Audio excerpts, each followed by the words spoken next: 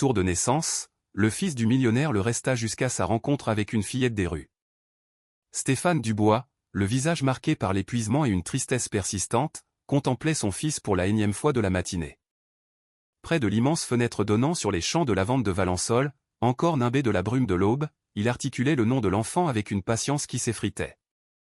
Léo, Léo, mon garçon, sa voix, empreinte d'une autorité paternelle minée par le désespoir, se heurtait à la forteresse invisible du silence qui entourait son fils.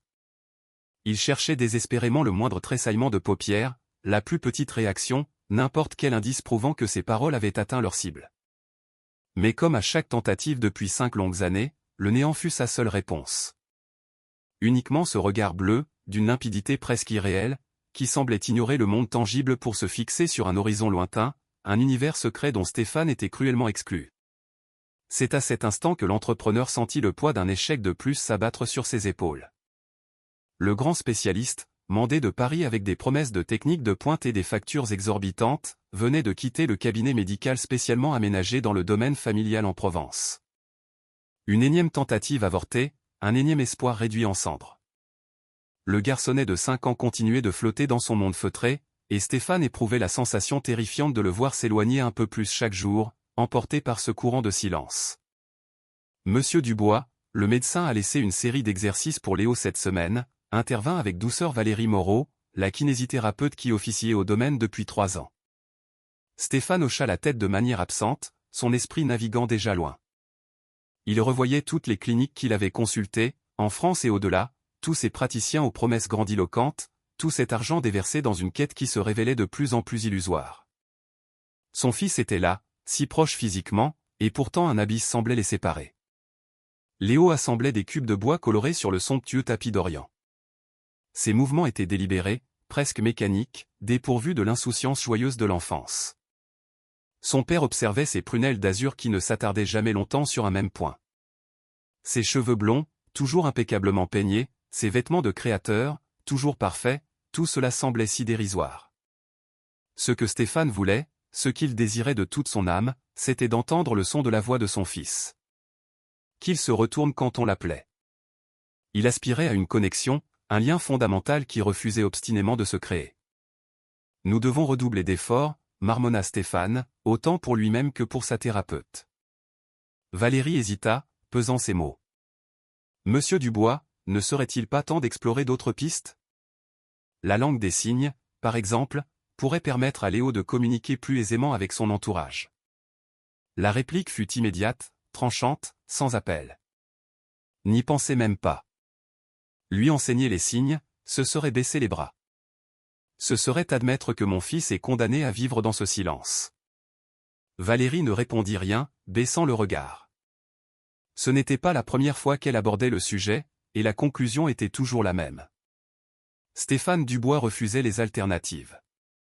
Il exigeait une guérison, un miracle, et rien d'autre ne le satisferait. Le domaine familial, un mas provençal d'exception rénové avec un luxe inouï, était un havre de paix au cœur de Valençol, ceint de hauts murs de pierre sèche et surveillé par un réseau de caméras sophistiquées. Au sein de cette cage dorée, Léo suivait un emploi du temps immuable, une succession de thérapies, d'exercices et de rendez-vous médicaux. Il y avait en permanence un adulte à ses côtés, un spécialiste s'efforçant de stimuler son appareil auditif, quelqu'un lui parlant dans le vain espoir d'une réaction. Mais l'enfant n'avait aucun camarade, ne fréquentait pas les autres enfants, n'allait jamais jouer sur la place du village. Stéphane était convaincu que le monde extérieur était une menace, un lieu hostile et imprévisible. Derrière les murs de sa propriété, il maîtrisait tout. Il pouvait garantir à son fils les meilleurs soins, les traitements les plus avancés. Il pouvait le préserver de toute blessure potentielle. Ce que Stéphane ne réalisait pas, c'est qu'en le protégeant de tout, il l'isolait dans une solitude de plus en plus pesante. Cet après-midi-là, une fois la séance avec Valérie terminée, Stéphane reçut un appel urgent. Un partenaire commercial de Lyon souhaitait discuter d'une affaire pressante, une conférence téléphonique inévitable. Il jeta un œil à son fils, toujours absorbé par son jeu sur le sol, inconscient de l'univers des adultes. « Nicolas va t'emmener prendre l'air », dit Stéphane, bien conscient que ses mots se perdaient dans le vide, mais incapable de renoncer à cette habitude. Nicolas Bernard était le chauffeur et homme de confiance de la famille depuis une décennie. Un employé loyal, méticuleux, d'une fiabilité à toute épreuve. Stéphane ne laisserait son fils à personne d'autre. Je pense l'emmener prendre une glace, monsieur Dubois, proposa Nicolas. Au salon de thé de la Grande Rue, il aime bien cet endroit. Stéphane donna son accord d'un signe de tête et se retira dans son bureau. Nicolas aida Léo à mettre ses chaussures et ils quittèrent le domaine. L'enfant ne manifesta aucune émotion particulière, suivant l'adulte avec cette obéissance silencieuse qui touchait au cœur tous ceux qui le connaissaient. Le salon de thé était situé au cœur du village, un lieu très fréquenté, surtout à cette période de l'année. Nicolas stationna le véhicule non loin et prit fermement la main de Léo pour traverser la rue pavée. L'enfant observait le va-et-vient des passants, le balai des voitures dans les rues étroites, les étalages des boutiques, le tout dans un silence total.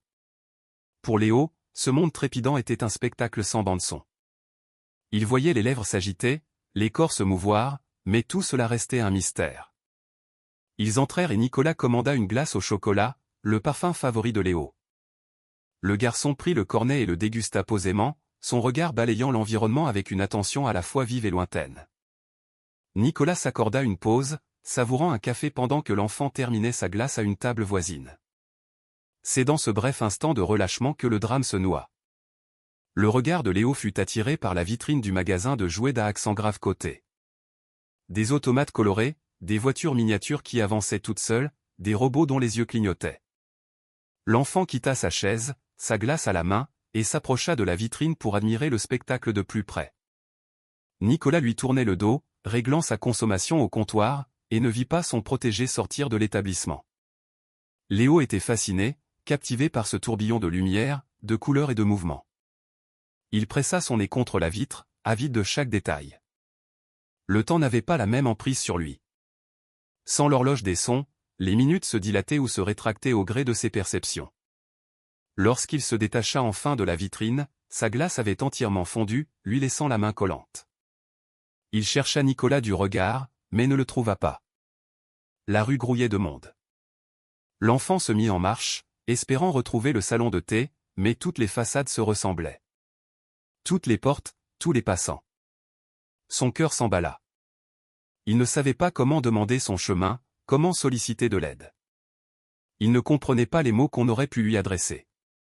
Des larmes chaudes se mirent à perler sur ses joues alors qu'il errait au hasard, de plus en plus désorienté. Pendant ce temps, Nicolas, de retour à la table, constata avec effroi la disparition de l'enfant. Une panique glaciale l'envahit. Il se rua dehors, balayant la rue du regard, hurlant le nom de Léo. Mais Léo ne pouvait l'entendre, et quand bien même, il était déjà hors de portée, perdu dans le labyrinthe des rues de Valençol. Le garçon marcha jusqu'à l'épuisement. Il avisa un banc sur une petite place de village et s'y laissa tomber, sanglotant à voix basse, sa main toujours souillée de glace. Les gens passaient, certains lui lançaient un regard curieux, mais personne ne s'approchait. Un enfant seul sur un banc, après tout, n'est pas une vision si rare dans un lieu touristique. C'est laquelle survint. Une petite fille d'environ 6 ans, aux cheveux bruns en bataille, vêtue de haillons et pieds nus. Elle avait remarqué Léo en pleurs et s'avança avec la précaution qu'on emploie avec un oisillon tombé du nid. Elle s'assit à côté de lui et l'observa en silence. Léo s'essuya les yeux et croisa son regard. La fillette lui offrit un sourire éclatant, une rangée de dents blanches sur un visage barbouillé. Elle lui adressa la parole, mais Léo resta muet. Elle réessaya, en élevant la voix, sans plus de succès. Le silence.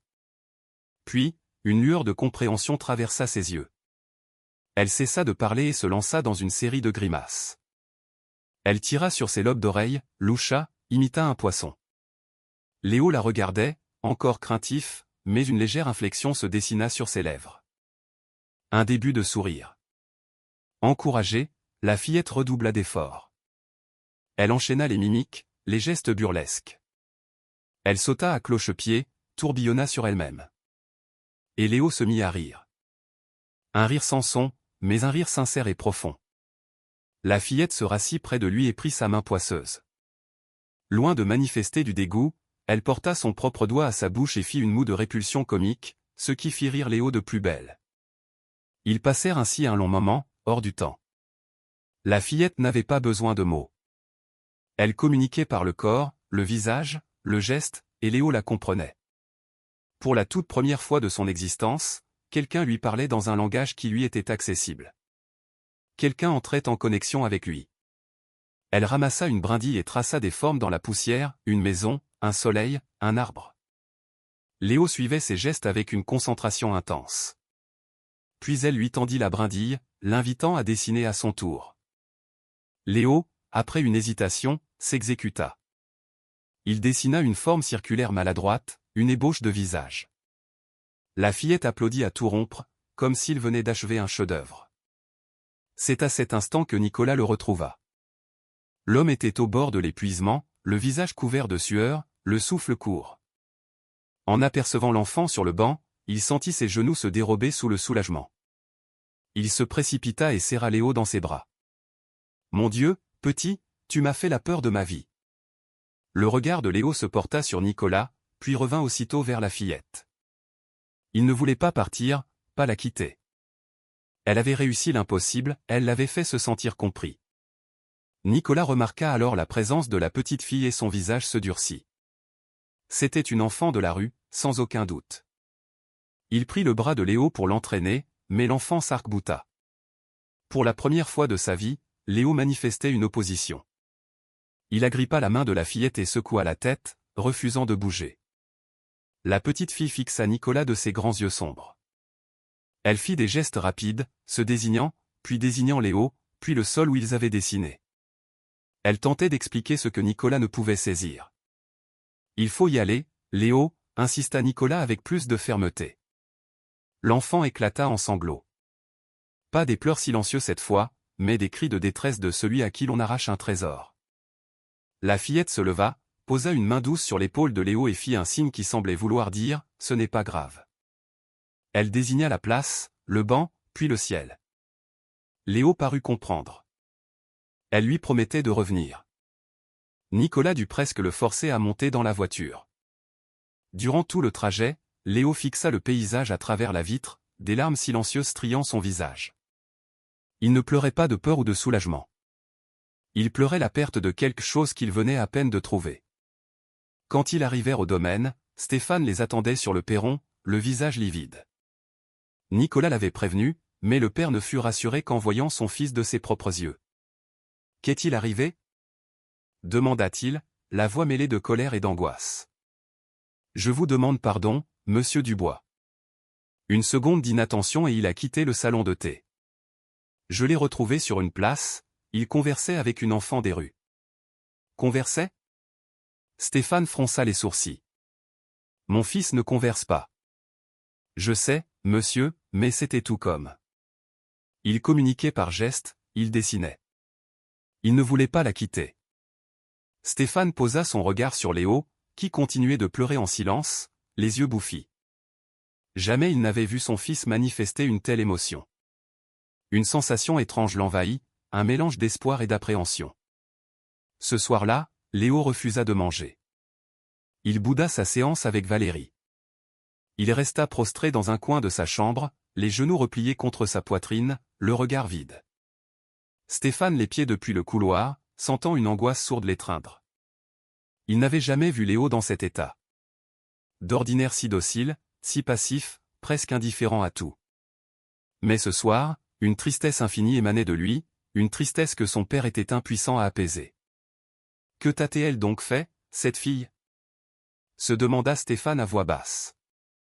Les jours suivants, l'état de Léo ne s'améliora pas. Il se pliait à la routine, aux exercices, mais son esprit était ailleurs. Stéphane constatait qu'il cherchait quelqu'un, ou quelque chose. Devant chaque fenêtre, son regard se perdait au loin. Dans le jardin, il restait planté près du portail, comme dans l'attente d'une visite. Valérie fit la même observation. « Il a changé depuis cet incident », dit-elle à Stéphane. « On dirait qu'il a perdu quelque chose de vital. » « Une enfant des rues n'a rien de vital pour mon fils », rétorqua Stéphane avec une rudesse qu'il regretta aussitôt. Elle a sûrement vu qu'il portait des vêtements de luxe et a essayé d'en profiter. C'est tout ce qui intéresse ces gens-là. Mais au fond de lui, il n'y croyait pas. Le récit de Nicolas, la réaction de Léo, tout cela ne cadrait pas avec une simple histoire d'argent. Il s'agissait d'autre chose, de connexion. Une chose que lui, son père, ne parvenait pas à lui offrir. Une semaine plus tard, Stéphane dut se rendre à Paris pour un déplacement professionnel de 2 jours. Il donna des consignes très claires à Nicolas et au personnel. Léo ne devait quitter le domaine sous aucun prétexte.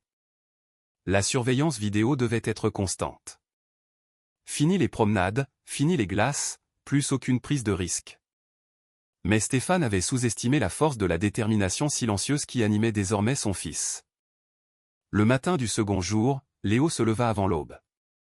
Par la fenêtre de sa chambre, il regarda le ciel de Provence s'embraser de couleurs chaudes. Une idée avait germé dans son esprit, un plan mûri durant ses longs jours d'attente. Il devait retourner sur cette place. Il devait la revoir. Valérie, en entrant dans la chambre pour le réveiller, trouva le lit vide. Son pouls s'accéléra. Elle parcourut les couloirs du domaine en l'appelant. Personne. La panique la saisit en découvrant la porte-fenêtre du jardin entr'ouverte. Léo avait tant de fois observé les adultes qu'il en connaissait le mécanisme. Il avait attendu le moment propice, l'instant d'inattention, et s'était éclipsé. Ses petites jambes le menèrent à travers le jardin jusqu'à un portillon de service. Il était verrouillé, mais un espace s'était formé sous le seuil à cause de l'érosion. Trop étroit pour un adulte, mais juste assez grand pour un enfant de 5 ans. Léo se glissa dessous, salissant ses beaux habits, s'égratignant les genoux, mais il n'en avait cure. Il était libre. Hors des murs de sa prison. Et il savait où il allait. Il avait mémorisé le chemin du retour. Il avait enregistré les formes, les couleurs, les enseignes. Il ne lisait pas les mots, mais il reconnaissait les images. Le salon de thé et sa glace géante, la pharmacie et sa croix verte, la boulangerie et son pain dessiné. Il suivit ses balises comme une carte au trésor personnel. Les rues, au petit matin, étaient plus calmes, presque désertes. Mais pour Léo, le silence était une constante. Il avança d'un pas résolu, ses yeux bleus cherchant chaque repère gravé dans sa mémoire. Il lui fallut près d'1 heure, mais il y parvint. La place était là. Ses pieds étaient endoloris, ses jambes flageolantes, mais il avait réussi. Il chercha la fillette du regard. Le banc était vide. La poussière où ils avaient dessiné avait été balayée par le vent et les pas. Aucune trace d'elle. Léo s'assit sur le banc et attendit. Le temps n'avait pas de prise sur lui. Il attendit. Le soleil grimpa dans le ciel. La place s'anima. Des passants le dévisagèrent, un enfant seul, mais poursuivirent leur route. Dans ce village très touristique, l'indifférence était la norme.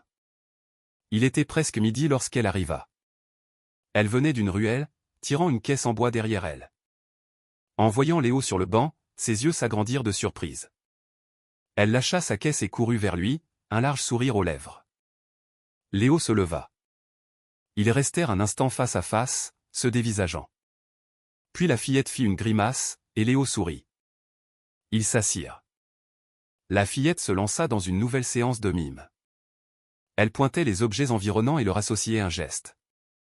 Arbre, oiseau, soleil, banc. Léo buvait ses paroles gestuelles. Personne ne lui avait jamais parlé ainsi. Les adultes s'obstinaient avec leurs mots, espérant une réaction qui ne venait jamais. Mais cette fille était différente. Elle savait qu'il lui fallait du visuel, du concret. Elle prit la main de Léo et la posa sur sa propre poitrine, décrivant un cercle. Puis elle se désigna elle-même. C'était son nom. Léo ne comprit pas tout de suite, mais il en saisit l'intention.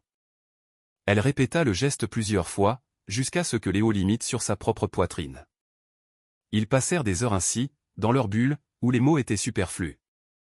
La fillette lui montra le contenu de sa caisse, des bouteilles vides, des canettes, du carton. Elle lui expliqua par geste que c'était pour vendre, pour gagner de l'argent. Léo ne comprenait pas la notion d'argent comme les autres enfants. Pour lui, l'argent était une ressource inépuisable. Mais il percevait la valeur que ces objets avaient pour elle. Il voyait le soin avec lequel elle les manipulait.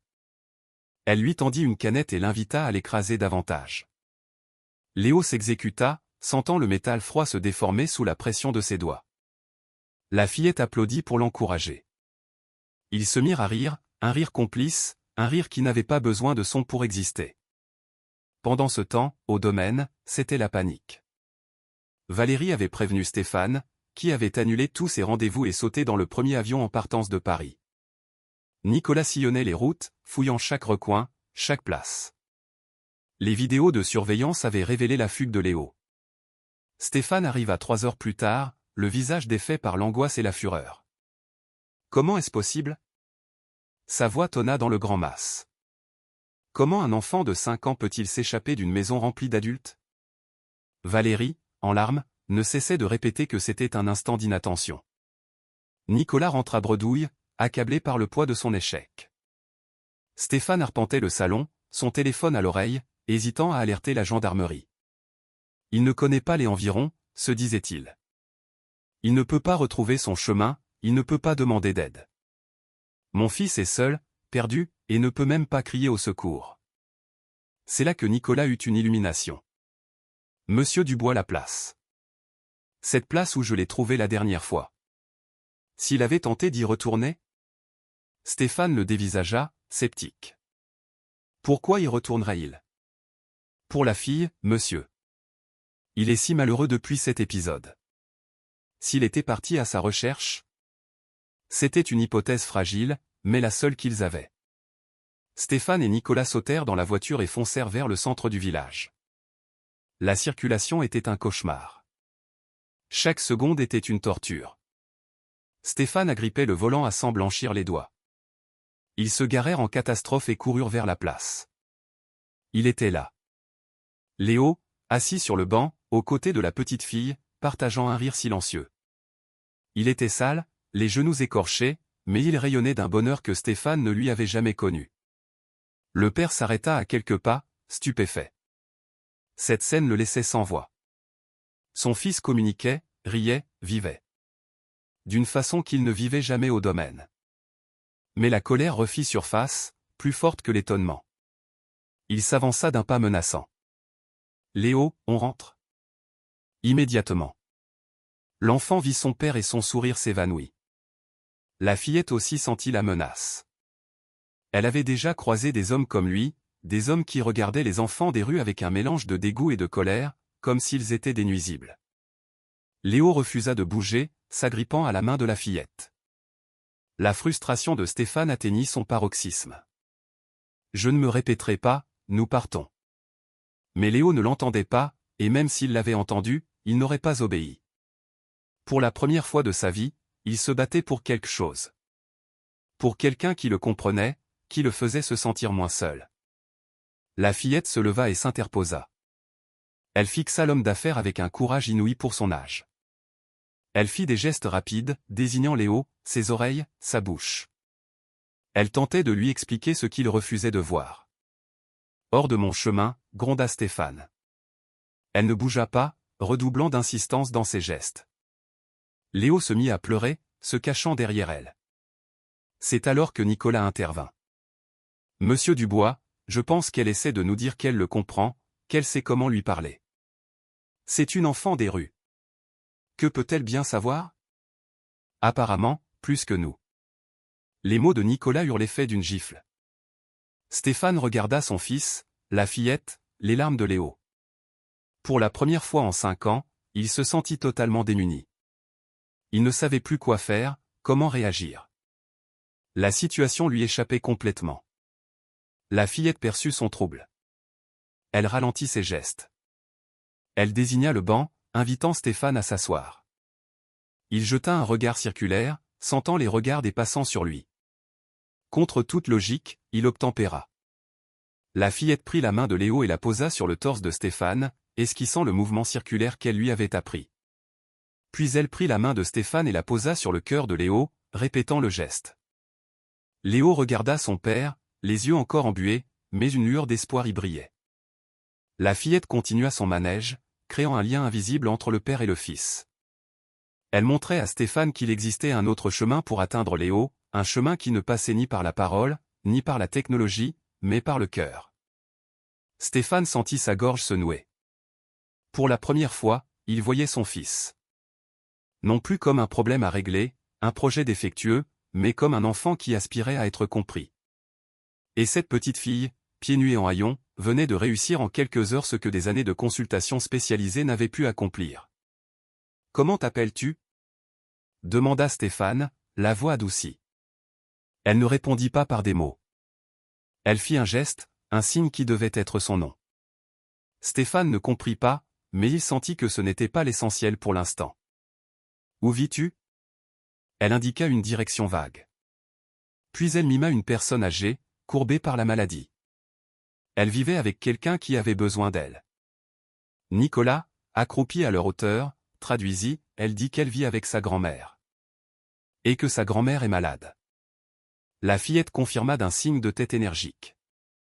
Stéphane la regarda. Elle n'avait rien, et pourtant, elle venait de donner à son fils un trésor inestimable. Une partie de lui voulait l'arracher à ce monde de misère, protéger Léo. Mais une autre partie, qui commençait à s'éveiller, savait que ce serait une terrible erreur. « Où est ta grand-mère » demanda Stéphane. La fillette hésita. La peur se lisait dans ses yeux. La peur que cet homme riche ne lui fasse du mal, ne la sépare de sa grand-mère, de sa seule famille. Mais elle regarda Léo, son regard suppliant, et se décida. Elle prit Léo par la main et se mit en marche. Elle se retourna pour s'assurer que les adultes la suivaient. Stéphane et Nicolas échangèrent un regard et lui emboîtèrent le pas. Ils s'enfoncèrent dans des ruelles de plus en plus étroites, dans un quartier que Stéphane ne connaissait pas. Des maisons modestes, parfois insalubres. Des enfants jouaient dans la rue. Du linge séchait à des cordes tendues entre les fenêtres. Un autre monde. La fillette s'arrêta devant une petite maison délabrée. Elle poussa la porte et ils entrèrent. L'intérieur était modeste, mais propre, bien que la pauvreté y soit palpable. Sur un lit de fortune, une femme âgée gisait. Elle devait avoir dans les 70 ans, le visage creusé par les épreuves. Elle toussait, une toux sèche et douloureuse. La fillette se précipita à son chevet. La femme ouvrit les yeux et lui sourit. Puis elle avisa les inconnus. Elle tenta de se redresser, mais ses forces l'abandonnèrent. « Qui êtes-vous » Sa voix était faible, lasse. « Manon, qu'as-tu encore fait » C'était donc son prénom. Manon Lefebvre. « Je m'appelle Stéphane Dubois » se présenta-t-il. « Votre petite fille a rencontré mon fils. Il est sourd, et elle a su lui parler. » La grand-mère de Manon regarda Léo, qui se tenait près de sa petite fille. Les larmes lui montèrent aux yeux. « Sourd » murmura-t-elle. « Je comprends. Manon a toujours eu un don avec les enfants différents. » « Comment cela » La vieille femme toussa avant de poursuivre. « J'étais institutrice spécialisée. Manon a grandi à mes côtés. Avant que tout bascule. » Stéphane sentit un étau lui serrer la poitrine. « Que s'est-il passé » La vie, répondit-elle avec un sourire triste. J'ai perdu mon poste quand l'école a fermé. Puis mon mari est décédé. Nos économies ont été englouties par ses soins, les dettes se sont accumulées et voilà où nous en sommes. Mais Manon a tout retenu de moi. Elle sait que chaque enfant a le droit d'être compris, quelle que soit sa façon de communiquer. Léo se détacha de Manon et s'approcha du lit. Il la regarda de ses grands yeux bleus et la vieille femme sentit son cœur se fendre. Elle tendit une main tremblante et caressa sa joue. « Ton père t'aime, mon petit, dit-elle, sachant qu'il ne l'entendait pas. Je le lis dans son regard. Mais il doit apprendre à t'aimer pour ce que tu es, pas pour ce qu'il voudrait que tu sois. » Ces mots frappèrent Stéphane de plein fouet.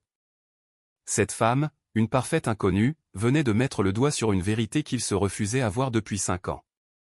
Il ne cherchait pas à guérir Léo, il cherchait à le modeler à son image, à le faire entrer dans le moule de ses propres attentes. « Je ne veux que son bien. » La voix de Stéphane était à peine audible. « Son bien, c'est d'être accepté, » répliqua la grand-mère. « C'est d'avoir quelqu'un qui parle sa langue. Et Manon la parle. Je ne sais comment, mais elle la parle. » À cet instant, Stéphane prit une décision qui allait changer le cours de leur vie. « Vous avez besoin de soins, » dit-il en regardant la vieille femme. « Et Manon a besoin d'un foyer pendant votre convalescence. » La grand-mère se raidit. « Je n'accepte pas la charité. Et personne ne m'enlèvera ma petite fille. Ce n'est pas de la charité. C'est un arrangement. » Stéphane cherchait ses mots. « Manon aide mon fils, et je vous aide à vous soigner. » C'est un juste retour des choses. La vieille femme regarda Manon, qui tenait la main de Léo. Ils semblaient inséparables. Elle savait qu'elle ne gagnerait pas son combat contre la maladie. Elle savait qu'elle ne pourrait plus s'occuper de sa petite fille. Mais elle se méfiait de l'aide d'un homme riche. Les riches attendaient toujours une contrepartie. Et quand je serai guéri, Manon gesticula. Sa grand-mère traduisit, vous nous mettrez à la porte. Non, affirma Stéphane, étonné lui-même par sa propre résolution. Vous resterez. Aussi longtemps que Léo aura besoin de vous. Aussi longtemps que vous aurez besoin de nous. La grand-mère de Manon, Marie Lefebvre, accepta, non sans avoir obtenu de Stéphane la promesse que sa petite-fille ne serait jamais traitée comme une domestique ou une curiosité. Manon devait être respectée, et elle devait rester libre de partir si elle le souhaitait. Stéphane acquiesça à toutes ces conditions, conscient de l'ampleur de l'engagement qu'il prenait. Les jours suivants furent un tourbillon de changements. Marie fut admise dans une clinique privée. Les examens révélèrent une pneumonie sévère qui, sans soin, lui aurait été fatale. Manon s'installa au domaine. Stéphane lui avait préparé une chambre près de celle de Léo, lui avait acheté des vêtements neufs, avait tout fait pour qu'elle se sente chez elle. Mais la fillette était mal à l'aise. Le lit était trop confortable, les habits trop propres, le silence trop pesant. Elle était habituée à l'agitation de la rue, à la précarité, à la liberté. Elle se sentait prisonnière de ce luxe. Seule la présence de Léo rendait la situation supportable. Ils passaient tout leur temps ensemble. Manon lui enseignait son propre langage des signes, un mélange de gestes inventés et de souvenirs des signes qu'utilisait sa grand-mère. Ce n'était pas un langage officiel, mais c'était le leur, unique et précieux. Stéphane les observait, partagé entre la fascination et le malaise. Fascination de voir enfin son fils s'exprimer, communiquer. Malaise de constater qu'une enfant des rues de 6 ans avait réussi là où lui, avec tous ses moyens, avait échoué. Valérie, la kinésithérapeute, était tout aussi stupéfaite. « Monsieur Dubois, je n'ai jamais vu Léo aussi réceptif », lui confia-t-elle un après-midi. Manon accomplit des miracles. Mais il serait peut-être judicieux de faire appel à un professionnel pour lui enseigner la véritable langue des signes. Non, trancha Stéphane. Pas question d'apprendre les signes. Ce serait renoncer à une guérison. Valérie n'insista pas. Elle savait que Stéphane n'était pas encore prêt à accepter la réalité. Il s'accrochait toujours à l'espoir de « réparer » son fils. Manon, de son côté, explorait le domaine. Tant d'espace pour si peu de monde, tant d'objets inutiles. Des pièces vides, des salons déserts, une cuisine plus grande que sa propre maison. Un jour, elle découvrit une porte fermée à clé. Elle tenta de l'ouvrir, sans succès. Léo, qui l'accompagnait, frappa à la porte, sentant la vibration du bois. Manon lui demanda par geste ce qu'il y avait derrière, mais Léo l'ignorait. Il n'y était jamais entré. Sa curiosité piquée, Manon y retourna seule cette nuit-là. Elle chercha une fente, un Judas, en vain. Soudain, elle entendit des pas et se cacha. C'était Stéphane. Il ouvrit la porte, entra et la referma. Manon attendit un peu, puis colla son oreille contre le bois. Elle entendit des sanglots étouffés. Cet homme si froid, si distant, pleurait. Pourquoi? Quelques minutes plus tard, il ressortit, les yeux rougis. Il verrouilla la porte et s'éloigna, sans la voir. Le lendemain, Manon questionna Nicolas à ce sujet. Le chauffeur parut gêné. C'est l'ancienne chambre de Madame Dubois, lui expliqua-t-il à voix basse. La mère de Léo. Elle est morte quand il était bébé. Monsieur n'a rien touché, mais il interdit à quiconque d'y entrer. Manon comprit. Elle commença à voir Stéphane sous un autre jour. Cet homme portait une blessure profonde, une blessure qui expliquait sans doute son acharnement à vouloir guérir Léo. Il avait peut-être peur de le perdre, lui aussi. Peur d'échouer en tant que père comme il avait échoué à sauver sa femme. 2 semaines plus tard, Marie quitta la clinique. Elle était faible, mais tirée d'affaire. Stéphane lui proposa de s'installer au domaine, pour veiller sur Manon et aider Léo. Elle accepta, à une condition. J'enseignerai la langue des signes à Léo, déclara-t-elle. La langue officielle, celle qui lui permettra de communiquer avec le monde entier, pas seulement avec Manon. Stéphane s'apprêtait à protester, mais Marie l'arrêta. « Écoutez-moi. Mon mari était sourd. Je sais ce que c'est. Je sais l'importance d'une communication structurée. Le langage que Manon et Léo ont inventé est merveilleux, mais il les isole. Léo a besoin de plus. Il doit pouvoir parler à tout le monde. Lui apprendre les signes, c'est admettre qu'il n'entendra jamais, insista Stéphane. Lui apprendre les signes, c'est lui offrir une voix, le corrigea Marie. Il n'entendra jamais, Stéphane. Faites-vous une raison. Mais il peut communiquer, être heureux, s'épanouir. Simplement, d'une autre manière que celle que vous aviez prévue. Les paroles de Marie hantèrent Stéphane pendant des jours. Il dormait mal. Il passait son temps à observer Léo et Manon, à constater à quel point son fils était plus vivant, plus joyeux. Mais il ne parvenait pas à renoncer à cet espoir fou d'une guérison. Un samedi matin, tout bascula. Stéphane buvait son café lorsqu'il entendit un son discordant provenant du jardin. Il sortit et assista à une scène qui se grava à jamais dans sa mémoire. Manon avait déniché un vieux trombone dans une benne à ordures. Il était rouillé, cabossé, mais elle en était fascinée. Elle tentait d'en tirer un son, sans grand succès. Léo l'observait. Soudain, Manon eut une idée. Elle posa la main de Léo sur le cuivre de l'instrument et souffla à nouveau. L'enfant sentit la vibration se propager dans son bras, dans tout son corps. Ses yeux s'illuminèrent. Il prit le trombone, le serra contre lui et demanda à Manon de souffler encore. Elle s'exécuta. Léo ferma les yeux, s'imprégnant de chaque vibration. C'était comme s'il entendait. Pas avec ses oreilles, mais avec sa peau, ses os, son être tout entier. Stéphane était pétrifié. Son fils faisait l'expérience de la musique. Différemment, mais il la faisait.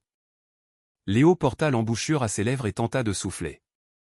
Après plusieurs essais infructueux, un son rauque et faible s'échappa. Et Léo sourit.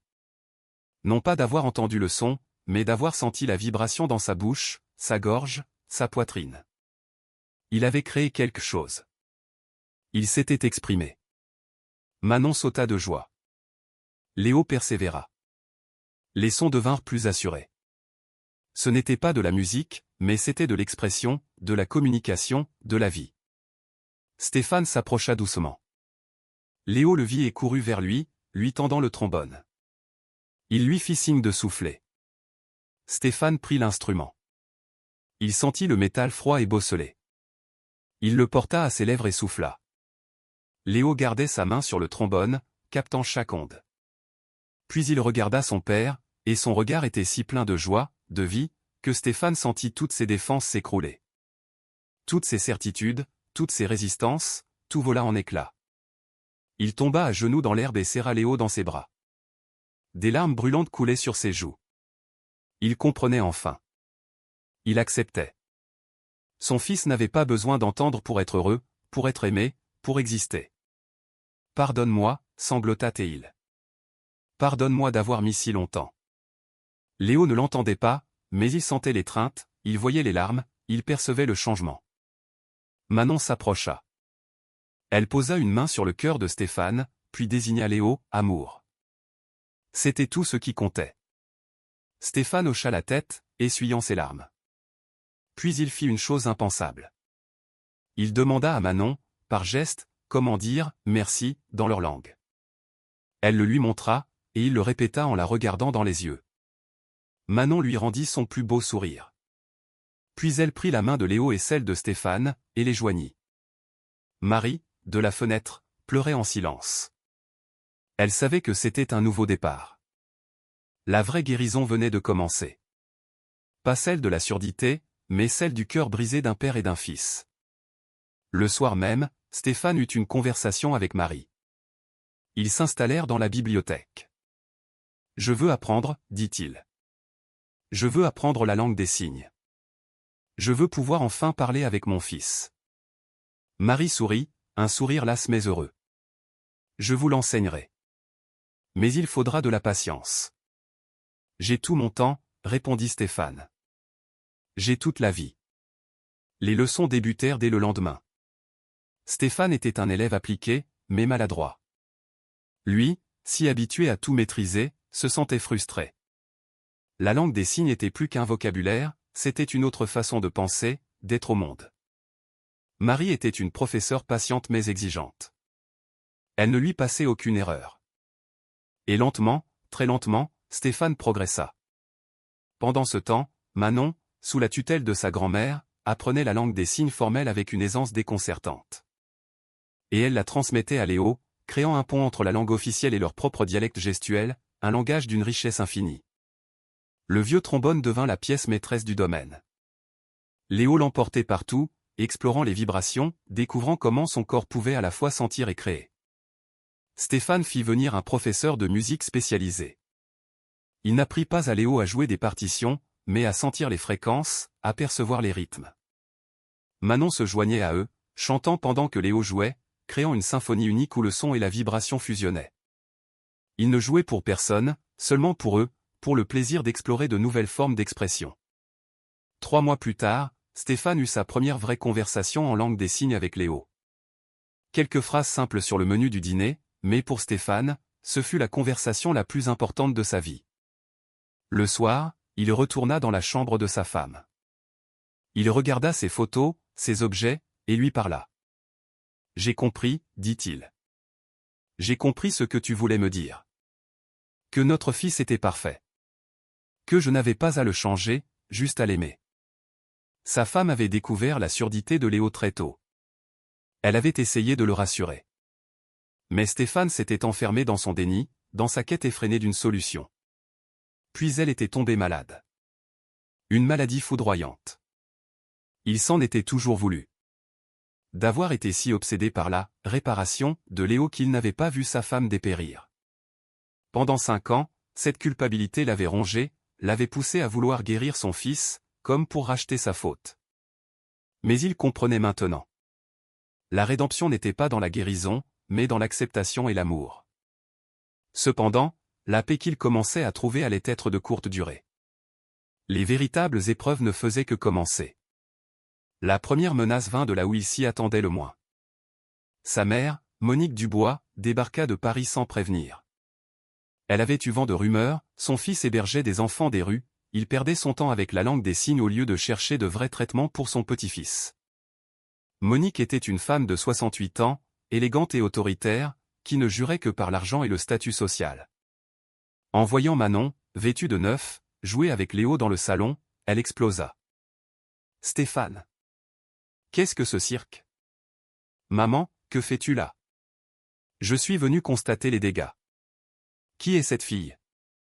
Une amie de Léo. Elle nous est d'une grande aide. Une aide? Monique eut un rire méprisant. Une petite profiteuse, oui. Et toi, tu tombes dans le panneau. Manon ne comprit pas les mots, mais elle sentit l'hostilité. Elle se serra contre Léo, qui ne comprenait rien à la situation.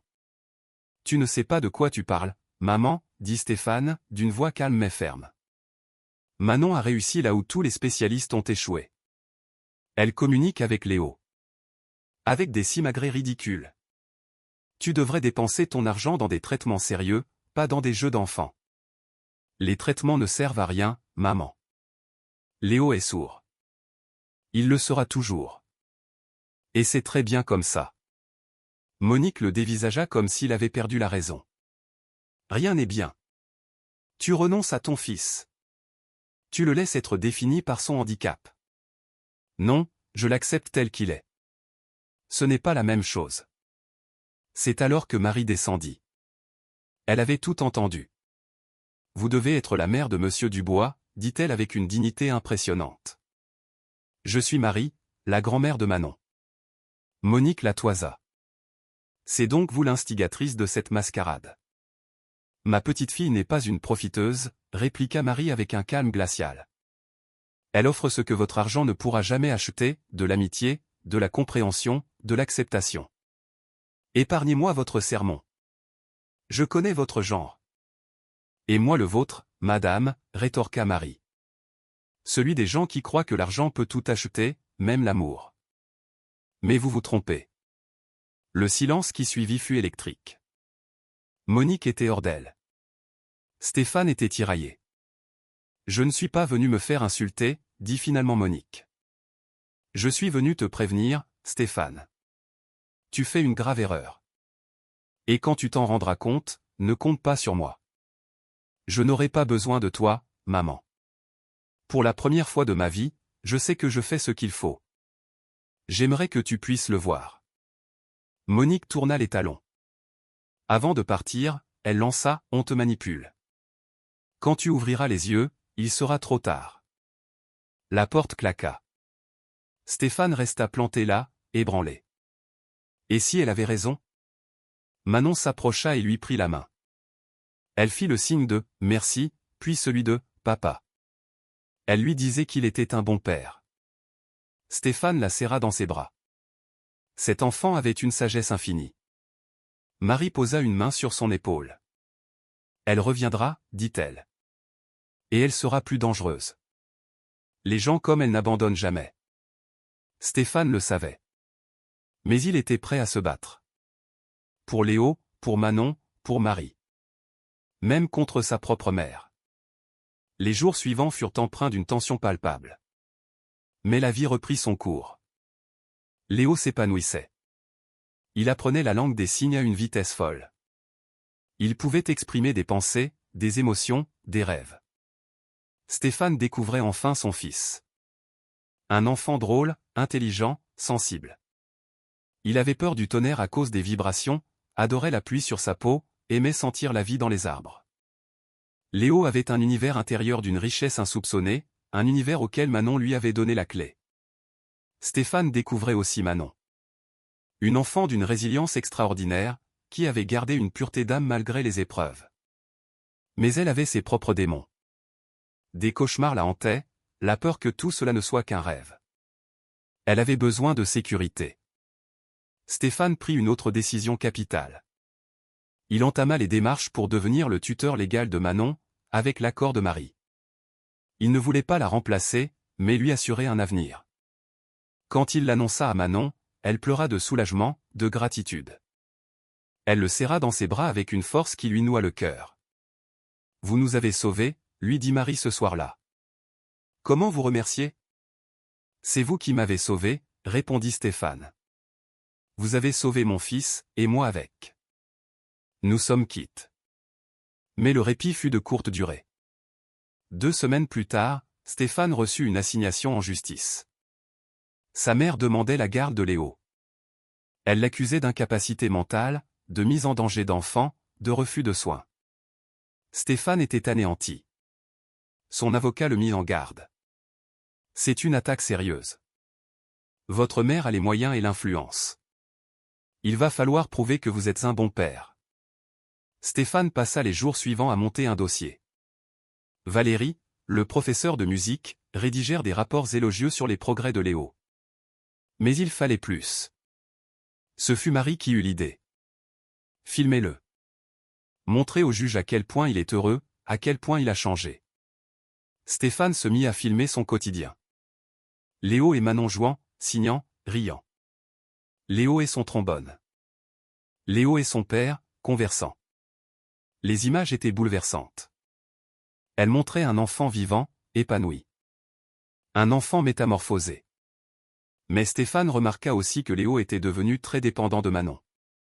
Il en parla à Marie. « C'est normal », expliqua-t-elle. Elle est son point de repère. Mais il a besoin de s'ouvrir à d'autres. Stéphane décida alors d'inscrire Léo dans une école spécialisée pour enfants sourds. Un lieu où il pourrait se faire d'autres amis. La directrice, Suzanne Leclerc, une femme d'une grande expérience, le rassura. Il trouvera sa place ici. Il verra qu'il n'est pas le seul. Le premier jour, Stéphane était plus angoissé que son fils. Manon l'accompagnait. En classe, une petite fille s'approcha de Léo et lui fit quelques signes. Il répondit. Elle le prit par la main et l'entraîna vers les autres. Manon resta en retrait, sachant l'importance de ce moment. Stéphane les observait, le cœur serré. Il lâchait la main de son fils, le laissait entrer dans un monde qu'il commençait à peine à connaître. Le soir, Léo était surexcité. Il racontait sa journée par signes rapides. Manon aidait à la traduction. Il a adoré, dit-elle. Il veut y retourner. Stéphane sentit un immense soulagement. Mais la trêve fut brève. 2 jours plus tard, Nicolas l'alerta, des assistants sociaux étaient à la porte, envoyés par sa mère. Il ravala sa colère et les laissa entrer. Ils inspectèrent la maison, interrogèrent le personnel, Marie. Ils voulurent voir Léo. Ils l'observèrent interagir avec Manon, puis le questionnèrent via une interprète. L'inspection dura 3 heures. À la fin, ils lui dirent, « Monsieur Dubois, nous ne constatons aucune négligence. Votre fils semble heureux et bien entouré. Notre rapport sera positif. Cependant, la situation de Manon nous préoccupe. Je suis en train de devenir son tuteur légal, expliqua Stéphane. Mon avocat vous fournira les documents. » Après leur départ, Stéphane s'effondra. Vous avez été parfait, le rassura Marie. Mais si ça ne suffit pas? Alors on se battra. On ne baisse pas les bras. C'est Léo qui nous l'a appris, n'est-ce pas? Stéphane lui fut infiniment reconnaissant. Elle était devenue un pilier, un membre de sa famille. Une famille recomposée autour de Léo. Les semaines précédant l'audience furent une épreuve. Le jour J, Stéphane, Marie et Léo se rendirent au palais de justice. Monique était déjà là, le visage de marbre. L'avocat de Monique dépeignit Stéphane comme un père irresponsable, influençable, qui refusait les soins à son fils. L'avocat de Stéphane présenta les rapports, les témoignages, les vidéos. Le juge, un homme austère, écouta, puis demanda à parler à Léo. Avec l'aide de l'interprète, Léo répondit aux questions. « Es-tu heureux avec ton papa? » « Oui, très heureux. Il apprend à me parler. Il m'aime. » « Et qui est Manon? » Le visage de Léo s'illumina. « Ma meilleure amie. Elle m'a appris que je n'étais pas bizarre, mais spécial. » « Les traitements te manquent? » ?»« Non. Ils me rendaient triste. Maintenant, j'apprends des choses, j'ai des amis. » Le juge interrogea ensuite Marie. « Pensez-vous que Léo reçoit les soins appropriés? » « Mieux que ça, monsieur le juge.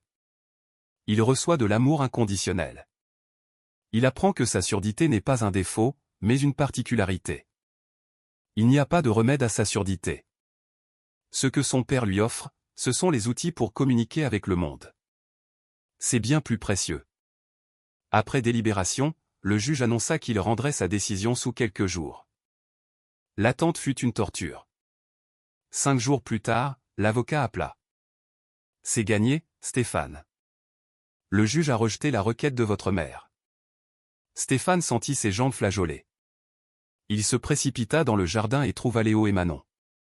Il souleva Léo et le fit tournoyer, riant aux éclats. Ils s'enlacèrent tous les 4, une famille unie par l'amour et l'épreuve. Monique coupa les ponts. Mais l'affaire avait attiré l'attention des médias. Des journalistes campaient devant le domaine. Certains articles louaient le courage de Stéphane, d'autres le critiquaient. Les réseaux sociaux se déchaînèrent. Stéphane était dévasté. « Ce n'est pas vous qui avez cherché cette publicité, c'est votre mère, » le consola Marie. « Et peut-être que votre histoire aidera d'autres familles. » Et ce fut le cas. Des parents d'enfants sourds contactèrent Stéphane, lui demandant conseil, le remerciant pour son témoignage. Il réalisa que son combat pouvait servir une cause plus grande. 3 mois plus tard, la vie avait repris un cours plus paisible. Stéphane maîtrisait la langue des signes. Il découvrait chaque jour la personnalité riche et complexe de son fils. Mais il sentait le besoin de donner un sens plus large à tout cela. Une nuit, l'idée lui vint. Il allait créer un centre. Un lieu d'accueil, de soutien, d'apprentissage pour les enfants sourds et leurs familles. Il se lança à corps perdu dans le projet, avec l'aide de Marie. Il y consacra un terrain hérité de son père. Quand il en parla à Léo, l'enfant fut enthousiaste. « Pourquoi tu fais ça, papa? » « Parce que tu m'as appris que la différence n'est pas une faiblesse. Et je veux que d'autres familles le comprennent, sans perdre autant de temps que moi. » Léo le serra dans ses bras. Ce petit garçon lui avait tout appris. La construction du centre d'aide pour enfants sourds dura 1 an. Un jour, Monique réapparut. Elle semblait plus âgée, plus fragile. « Je suis venue m'excuser, dit-elle. Elle lui raconta qu'une amie, grand-mère d'un enfant autiste, lui avait servi de miroir. Elle avait vu sa propre erreur, sa propre peur. J'ai lu ce que tu faisais, dit-elle. J'ai compris que tu avais appris à aimer sans vouloir contrôler. J'aimerais connaître mon petit-fils. Vraiment. Stéphane, après une longue hésitation, accepta. Mais à ses conditions. C'est à toi d'apprendre sa langue. Monique tint sa promesse. Elle prit des cours, rendit visite à Léo, et peu à peu, un lien se tissa. Le centre ouvrit ses portes en mars. L'inauguration fut simple, chaleureuse. Une trentaine de familles étaient présentes, pleines d'espoir et d'appréhension. Stéphane parla de son parcours, de ses erreurs, de l'amour inconditionnel. Puis Léo et Manon firent une démonstration. Léo au trombone, Manon au chant. Une musique qui transcendait le son et le silence. Les autres enfants furent captivés. Marie et Manon accueillirent les familles, partageant leur expérience, leur gentillesse. Le soir, seul dans le centre, Stéphane sentit qu'il avait accompli quelque chose de grand. Pas un bâtiment, mais un héritage. La preuve que la vraie transformation vient de l'intérieur. Léo et Manon le rejoignirent dans le jardin. « Tu as fait ça pour moi » signa Léo. « Je l'ai fait pour nous tous » répondit Stéphane. « Pour qu'aucun enfant ne se sente plus jamais seul. »« Je ne suis plus seul » signa Léo. « Je vous ai. » Stéphane le serra dans ses bras. « Je t'aime » signa Théil. « Moi aussi, papa » répondit Léo. Manon les fit rire avec une grimace. L'amour, la joie, l'espoir. C'était ça, leur vie. Fin.